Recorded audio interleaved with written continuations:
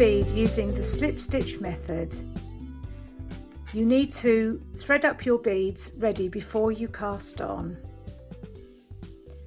Then, using the chart or the pattern as a guide as to where to bead, you work to where it says PB in the pattern. PB in my patterns means place bead, and it's the slip stitch method of adding beads to your knitting. So you work along to where it says PB, then you do the following. You slide one bead up the yarn so it's sitting close to the right hand needle. You then bring the yarn forward between the needles to the front with the bead.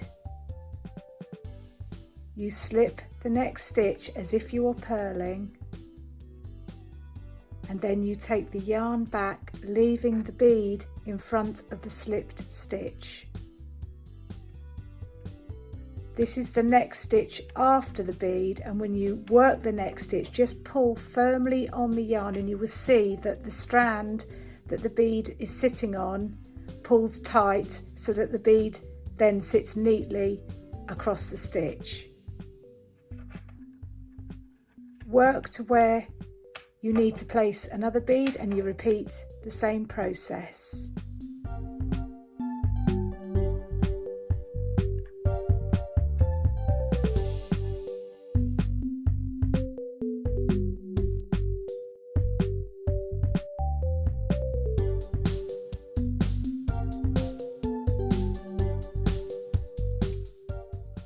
Okay, so now we're ready to start a wrong side row. Going to demonstrate how to place a bead when the wrong side of the work is facing you. So again, work to where it says PB, place bead, in your pattern instructions or on your chart, and then you work as follows. You slide a bead up so it's sitting close to the right hand needle. You take the yarn back between the needles with the bead. You slip the next stitch purlwise before bringing the yarn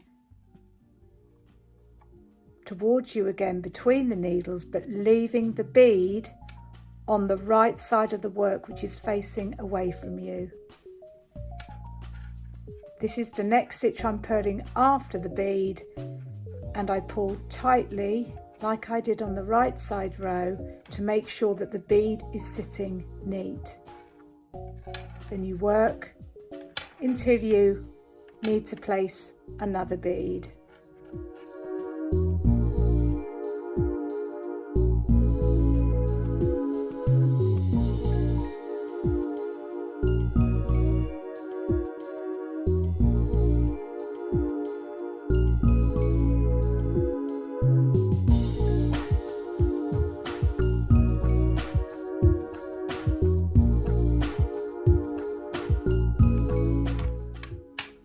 Turn the work around and look at the beads. You can see that there is no difference to how they sit between a right side and a wrong side row. They look the same, and a slip stitch bead sits on a little bar of yarn that sits across a stitch, so they sit horizontally across stitches.